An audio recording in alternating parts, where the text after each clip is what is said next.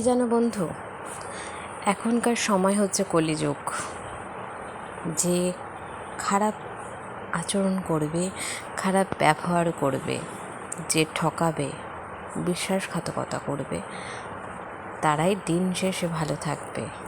যারা মুখোশের আড়ালে থেকে তোমাকে পেছন থেকে ছুরি মারবে, তারাই সুখী থাকবে।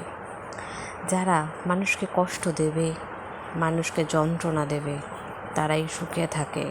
আর যারা অনেস্ট, সৎ পথে জীবনটাকে চালনা করতে চায়, তারা দুমুঠো বা চারবেলা খেয়ে ভালোভাবে বাঁচতে চায়, তাদের জন্য নয়। তাদের পথ কঠিন থেকে কঠিনতম। তাদের জীবনে শুধুই পথে কাঁটা বেছানো থাকে। এটা কলিযুগ বস। কলিযুগে শয়তান মানুষরাই ভালো থাকে, স্বার্থপর মানুষরাই সুখের আলো দেখে।